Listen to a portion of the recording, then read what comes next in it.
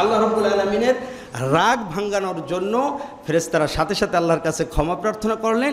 আর ওই আরশে আজিমের চতুর্পার্শ্বে কয়টি তওয়াফ করলেন? 7টি তওয়াফ করলেন। এই তাদের তওয়াফ দেখে, আরশের চতুর্পাশে 7টা চক্কর দেখে আল্লাহ তাআলা মুহূর্তে তাদের উপরে রাজি খুশি হয়ে গেলেন, বলি সুবহানাল্লাহ, সন্তুষ্ট হয়ে গেলেন। ইতিপূর্বে আল্লাহ তাআলা রাগান্বিত হলেন, ক্ষমা প্রার্থনা করলেন, 7টি তওয়াফ করলেন আরশে আজিমে, আল্লাহ তাআলা সন্তুষ্ট হয়ে গেলেন।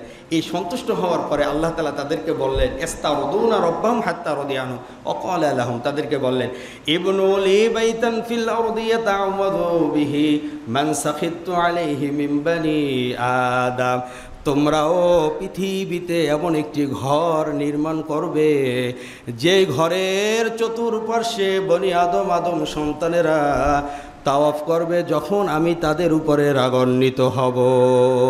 সুবহানাল্লাহ। আমি বনি আদম সন্তানদের উপরে যখন আমি রাগান্বিত হব, অসন্তুষ্ট হব, তখন যারা এসে আমার ওই ঘর তোমরা যেটা এখন পৃথিবীতে নির্মাণ করবে সেই ঘরের চতুর্পাশে যারা তাওয়াফ করবে আমি তাদের উপরে রাজি আর খুশি হয়ে যাব। বলি সুবহানাল্লাহ। হজ শব্দের অর্থ হচ্ছে আল ইরাদাতু আল কসদু, হজের ইচ্ছা করা, সংকল্প করা। আর এই হজ যেহেতু আমরা বলেছি যে বাইতুল্লাহ আল্লাহর ঘর, কাবার উদ্দেশ্যেই মানুষ সেখানে গিয়ে হজ করে, তো এই কাবার কতগুলো নাম আল্লাহ তাআলা কোরআনুল কারিমে দিয়েছেন। যেমন কোরআনুল হাকিমে অনেক নাম রয়েছে, শুধুমাত্র কোরআনের নাম কোরআনই নয়, কোরআনের নাম ফুরকান রয়েছে, কোরআনের নাম হুদা রয়েছে, কোরআনের নাম রহমত রয়েছে, কোরআনের নাম নিয়ামত রয়েছে। এভাবে অসংখ্য অগণিত কোরআনুল কারিমের নাম রয়েছে। ঠিক আল্লাহ রাব্বুল আলামিনেরও আল্লাহ জাতি নাম সহ প্রায় 99টি গুণবাচক নাম রয়েছে। যারা মক্তব নুরানিতে পড়ে, নাজরায় পড়ে, অনেক ছাত্রের এই নামগুলো একেবারে ঠুটস্থ।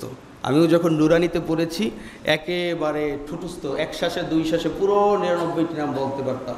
বাড়িতে ছুটিতে গিয়ে মাকে শোনাতাম। এখন চর্চা নাই বিধায় অনেকটা ভুলে গিয়েছি, এমনি আলাদা আলাদাভাবে মনে আছে, কিন্তু ওই যে শুরু থেকে একেবারে 99টি নাম এভাবে ছড়া আকারে, কবিতা আকারে ছোট্ট ছোট্ট নুরানির ছাত্ররা এটা পারে। তো এভাবে নবীর নামও শুধু মোহাম্মদ আহমদ নয়, অনেকগুলো নাম রয়েছে। ঠিক তেমনিভাবে এই কাবা ঘর আল্লাহ রাব্বুল আলামিনের এই মর্যাদাশীল, মর্যাদাপূর্ণ ঘরেরও অনেকগুলো নাম রয়েছে। যেমন সর্বপ্রথম নাম হচ্ছে কাবা। এই কাবা নামেই আমরা বেশি চিনি। আল্লাহ রাব্বুল আলামিন সূরাতুল মাইদার 97 নম্বর আয়াতে বলেন, জাআলাল্লাহুল কাবাতাল বাইতাল হারামা কিয়ামান লিন-নাসি ওয়াশ-শাহরাল হারামা ওয়াল হাদিয়া ওয়াল কলাঈদ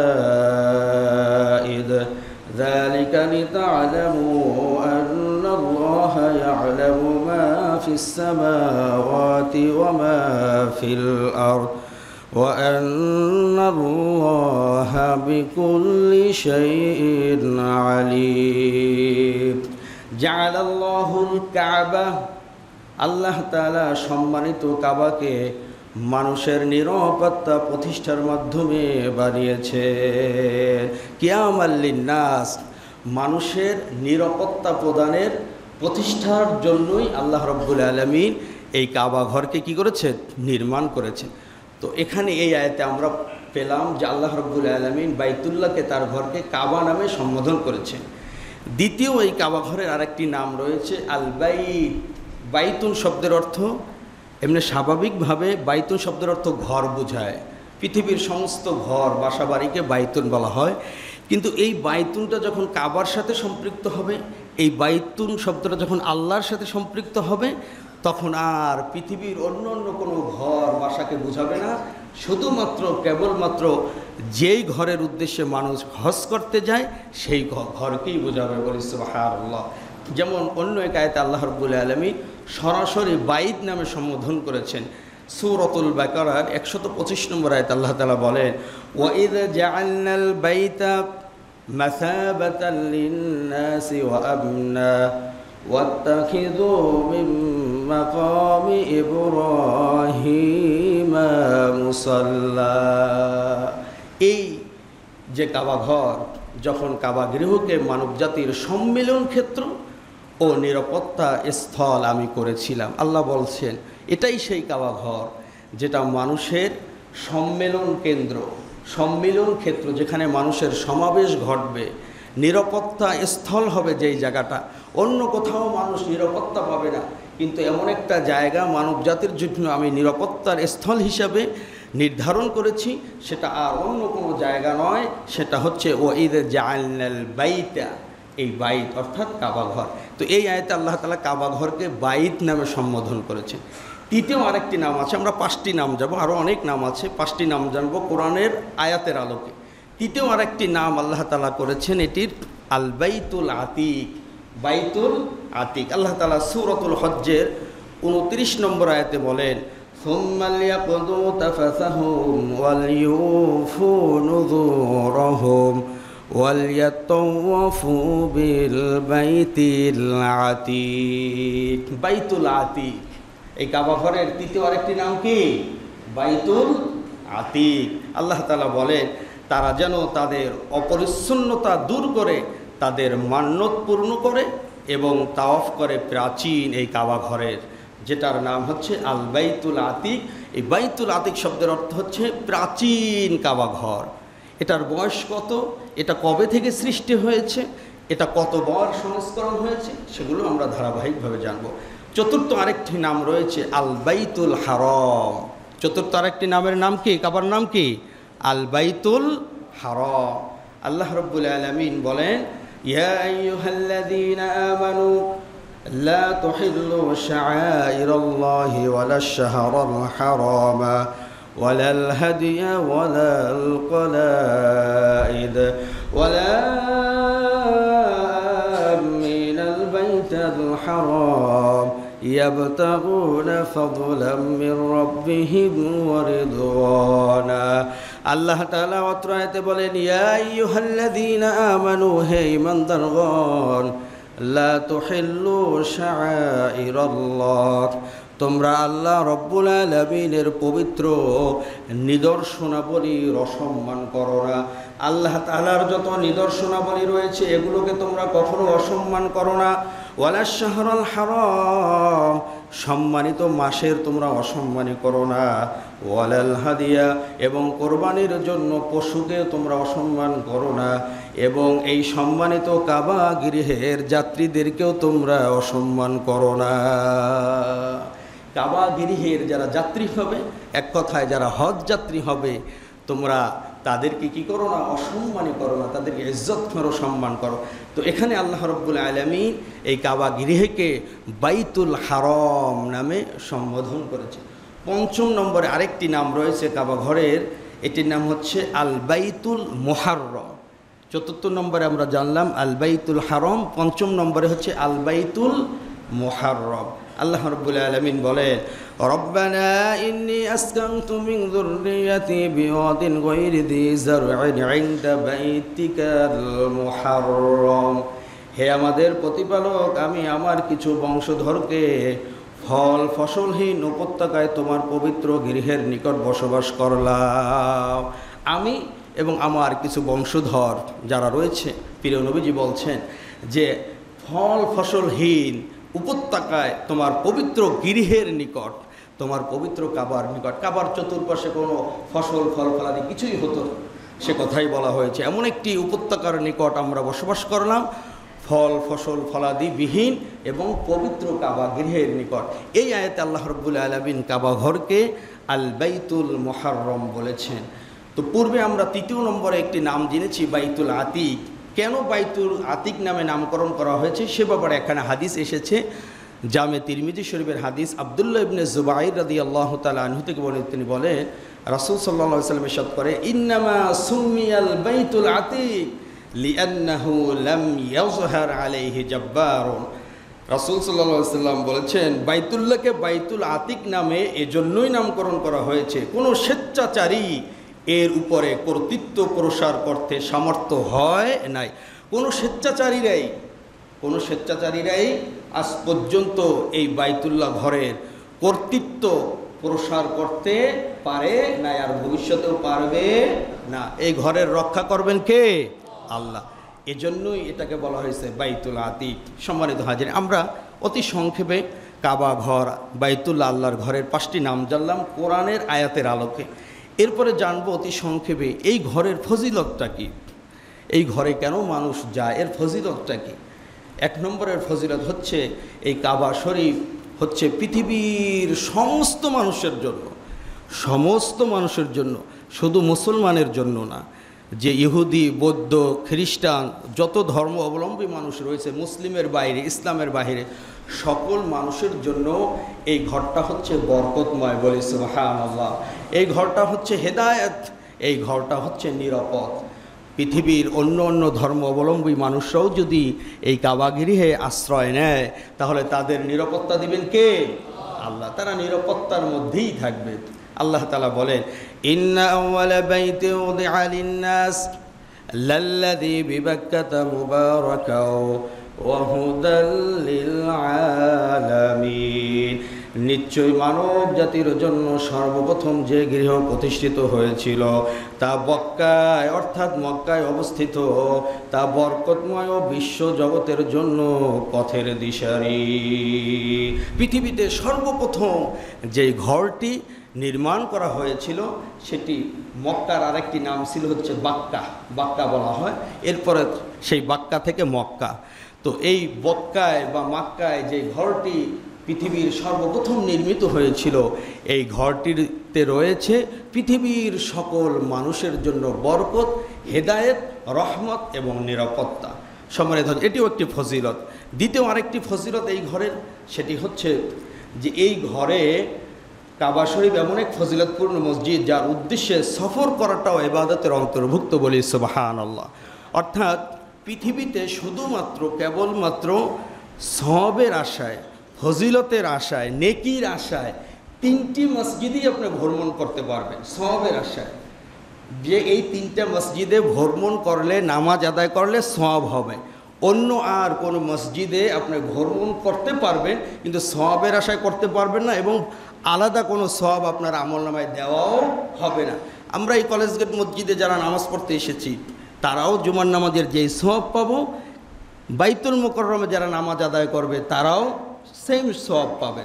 ওটা যে বাংলাদেশের একটা জাতীয় মসজিদ, সেখানে ভ্রমণ করে নামাজ আদায় করলে যে একটু বেশি সওয়াব পাওয়া যাবে, বিষয়টা এমন নয়। শুধুমাত্র পৃথিবীতে কয়টা মসজিদে নামাজ আদায় করলে সওয়াবের আশায় বেশি সওয়াব পাওয়া যাবে? কয়টা? 3টা।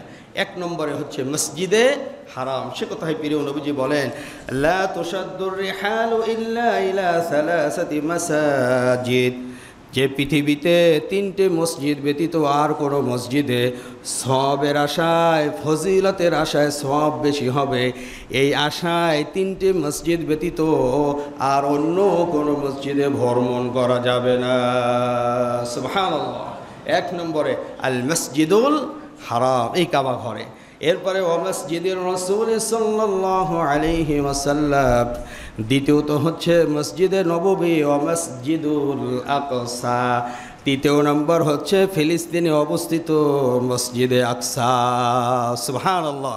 এই ফজিলত আছে না এই মসজিদে আকসায় গেলে? মসজিদে আকসা কাদের? আমাদের। মসজিদে আকসা আমাদের। এটার ফজিলত আলাদাভাবে কোরআনেও এবং হাদিসেও বর্ণিত হয়েছে, এবং এটা যেন আল্লাহ তাআলা কিয়ামত পর্যন্ত আমাদের দ্বারাই আবাদ করান, মুসলমানদের নেতৃত্বেই যেন এই মসজিদে আকসা থাকে, সেই তৌফিক মুসলমান জাতির জন্য আল্লাহ তাআলা দান করুন, বলি আমিন। সম্মানিত হাজিরিন, এটি একটি ফজিলত যে মসজিদে কাবা, বাইতুল্লাহ আল হারাম, মসজিদে হারামের জন্য ভ্রমণ করা জায়েজ এবং সওয়াব আছে।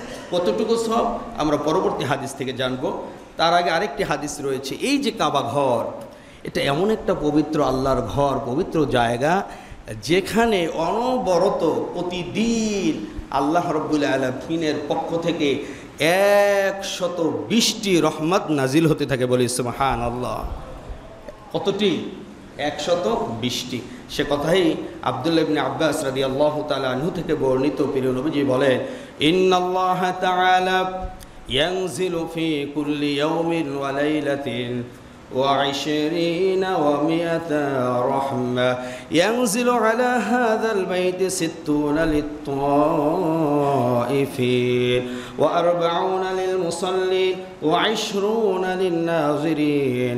رئيس المفسرين عبد الله بن عباس رضي الله تعالى عنه থেকে বর্ণিত, তিনি বলেন, রাসূল করিম রউফুর রহিম সাল্লাল্লাহু তাআলা আলাইহি ওয়া আলিহি ওয়াসাল্লাম ইরশাদ করেন, ইন্নাল্লাহা তাআলা ইয়ানজিলু ফি কুল্লি ইয়াউমিন ওয়া লাইলাতিন, আল্লাহ রাব্বুল আলামিন প্রতিটা দিন এবং রাতে 20 ওয়া মিয়াতা রহমা 120টি রহমত নাজিল করেন। ইয়ানজিলু আলা হাযাল বাইতি 60 লিত-তাইফিন, এই 120টি রহমতের মধ্যে যারা কাবা ঘরের তওয়াফরত অবস্থায় থাকবেন তাদের জন্য 60টি। সুবহানাল্লাহ। এর জন্য দেখবেন অনেক মানুষ শুধু শুধু তওয়াফ করতে থাকে। তওয়াফ যে উমরা করলেই করা যাবে বা হজ করলেই যে তাওয়াফ করা যাবে, এছাড়া যে তাওয়াফ করা যাবে, বিষয়টা এমন নয়। যারা হজে যাবেন বা গিয়েছেন, ভবিষ্যতে যাবেন, তারা জেনে রাখেন আপনি যদি আর কিছু করতে নাও পারেন, কারণ আপনি যদি নতুন করে একটা উমরা করেন তাহলে আপনাকে মিকাতে গিয়ে নতুন করে এহরাম বেঁধে তারপরে এসে তাওয়াফ করতে হবে যদি উমরা করেন। তো উমরার জন্য তাওয়াফ করতে হবে, এছাড়া কি তাওয়াফ করা যাবে না? হ্যাঁ, আপনি শুধু শুধু দোতলায় তিনতলায় গিয়ে, আর যদি আপনার এহরামের কাপড় থাকে, এখন তো এহরামের কাপড় পরা ছাড়া নিচের চত্বরে ঢুকতে দেওয়া হয় না, তো আপনি এই এহরামের কাপড় পরিধান করে শুধু শুধু কি আপনি তওয়াফ করতে পারবেন। বিষয়টা অনেকেই জানেন, যারা জানেন না জেনে নেন যে এহরাম মানে তাওয়াফের জন্য আপনার এহরাম বাঁধা বা উমরা করা বা হজ করা শর্ত নয়, শুধু শুধু কি করা যায়? তওয়াফ করা যায়। সে কথা এই হাদিসে বলা হয়েছে যারা শুধুমাত্র তওয়াফ করবে তাদের জন্য আল্লাহ রাব্বুল আলামিনের পক্ষ থেকে কতটি রহমত? 60টি। এরপরে ওয়ারবাউনা লিল মুসাল্লিন, যারা এই কাবার চতুর্পাশে নামাজ আদায় করবে আল্লাহ রাব্বুল আলামিন তাদের জন্য 40টি রহমত নাজিল করে। সুবহানাল্লাহ। ওয়া20 লিন-নাযিরিন, যারা শুধুমাত্র কেবলমাত্র তাওয়াফ করবে না, নামাজও আদায় করবে না, দূরে দূরে বসে বসে হেঁটে হেঁটে দাঁড়িয়ে দাঁড়িয়ে শুধুমাত্র কাবার দিকে তাকিয়ে থাকবে, এই যে কাবাকে দর্শন করবে, দেখবে, এই কাবাকে দেখার জন্য আল্লাহ রাব্বুল আলামিন তার আমল নামায় প্রতিটা নজরে নজরে 20টি করে রহমত দিবে। সুবহানাল্লাহ। তাহলে এই ঘরের ফজিলত আছে না নাই? যেই ঘরটার দিকে তাকিয়ে থাকলেই কি পাওয়া যায়? রহমত পাওয়া যায়। এজন্য অন্য এক হাদিসে এসেছে যে এভাবে 3টি জিনিসের দিকে শুধু তাকালেই সওয়াব। বলি সুবহানাল্লাহ। কয়টি জিনিসের দিকে? 3টি জিনিস। 1 নম্বরে আমরা জানলাম সহিহ হাদিসের আলোকে যে কাবার গিলাফের দিকে, কাবার দিকে যদি কেউ তাকিয়ে থাকে তাহলে আল্লাহ রাব্বুল আলামিন তার জন্য কতটি রহমত দিবেন? 20টি।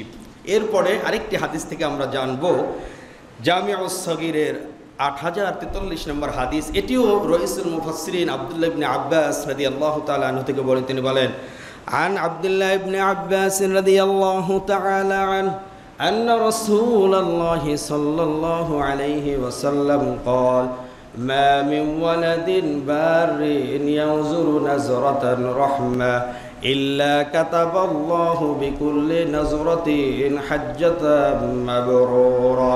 পৃথিবীর কোনো নেককার সন্তান যদি তার মা বাবার দিকে নেক নজরে তাকায়, এই সন্তানের মা বাবার দিকে নেক নজরে তাকানোর বিনিময় প্রতিটা নজরে নজরে একটি করে হজ্জে মাবরুর অর্থাৎ কবুলকৃত হজের সওয়াব দেওয়া হবে।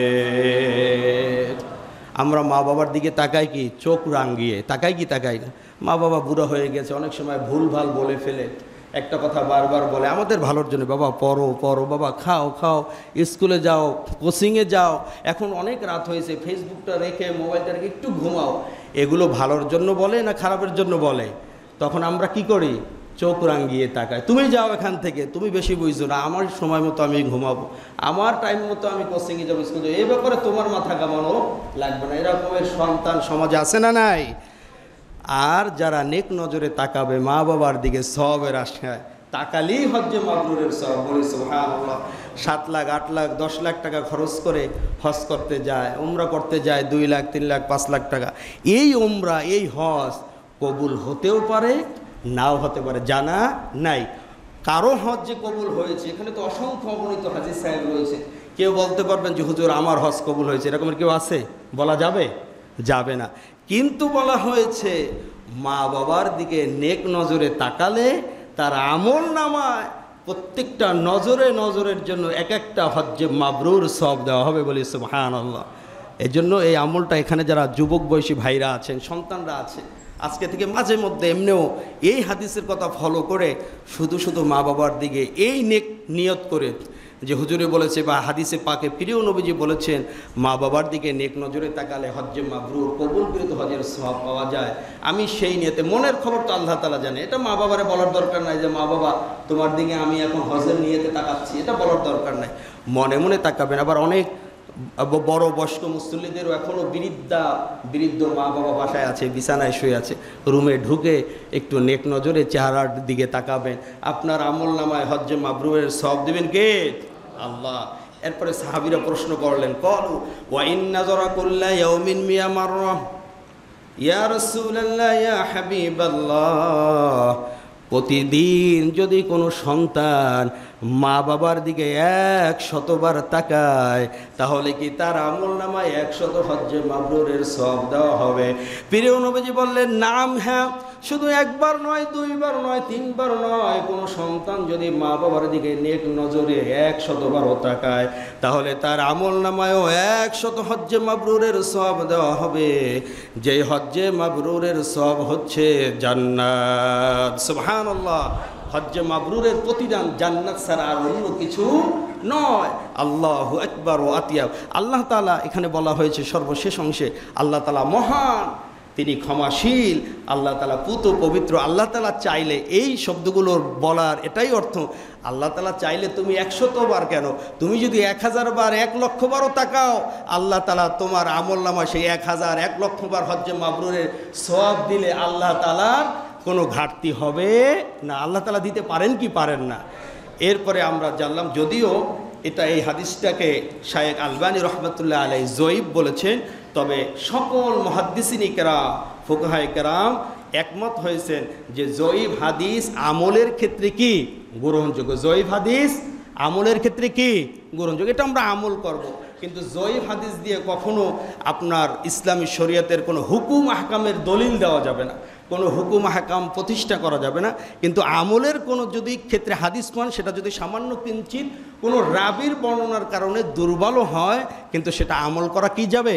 আমল করা যাবে। এই আমলটা আমরা করার চেষ্টা করব। সম্মানিত হাজিরিন, তৃতীয় আরেকটি যে বিষয় যে তাকিয়ে থাকলেই সওয়াব, সেটি হচ্ছে কোরআনুল কারীম। বলি সুবহানাল্লাহ।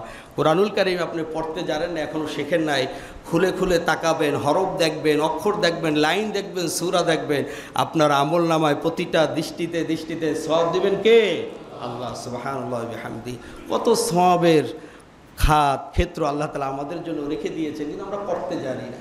এই যে মা বাবার দিকে তো সারাদিন কতভাবেই না তাকাই, একটু নিয়ত করলেই হয় যে আমি নেক নজরে তাকাচ্ছি সওয়াবের আশায়, আল্লাহ তাআলা সওয়াব দিয়ে দিবেন।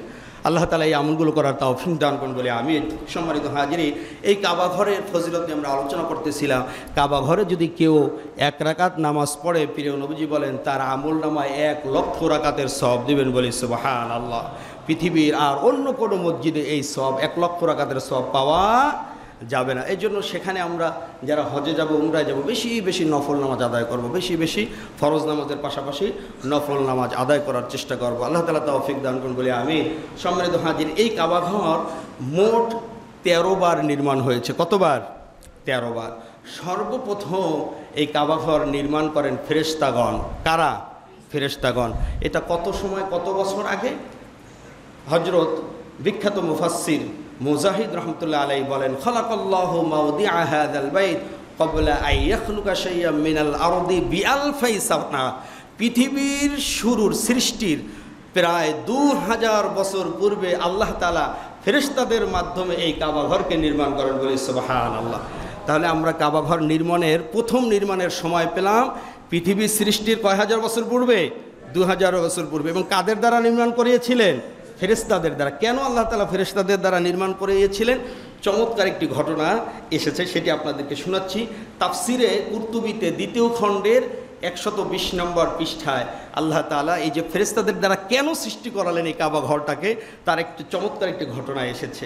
আল্লাহ তাআলা বলেন, ইন্নাল্লাহা আযজা ওয়া জাল্লা লাম্মা খালাক, আল্লাহ রাব্বুল আলামিন যখন বললেন কোরআনুল কারীমে, ইন্নী জাইলুন ফিল আরদি খলিফা, আমি পৃথিবীতে একজন প্রতিনিধি আমার খলিফা আমি সৃষ্টি করতে চাই, বানাতে চাই।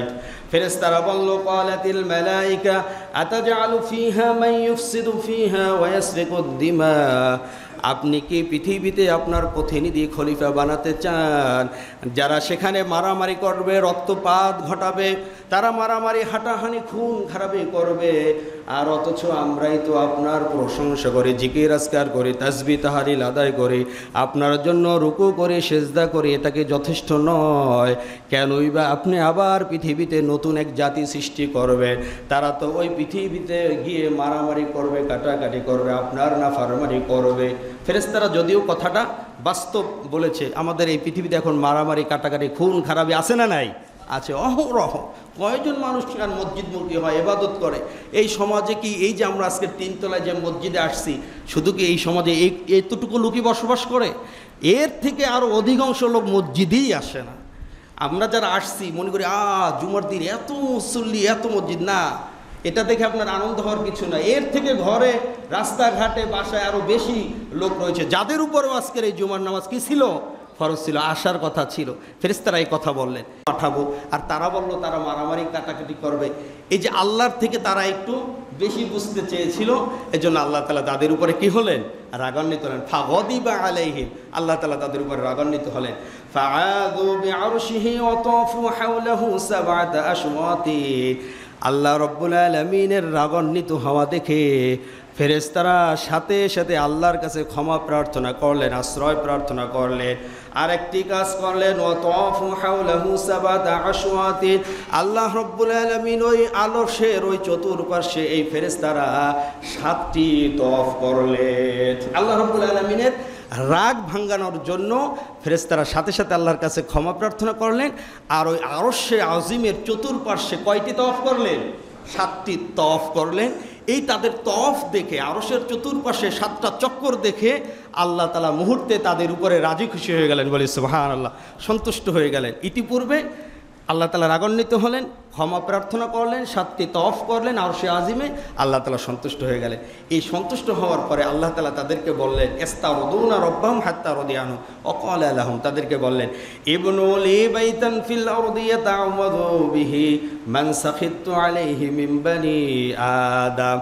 তোমরাও পৃথিবীতে এমন একটি ঘর নির্মাণ করবে যে ঘরের চতুর্পার্শ্বে বনি আদম সন্তানেরা তাওয়াফ করবে যখন আমি তাদের উপরে রাগান্বিত হব।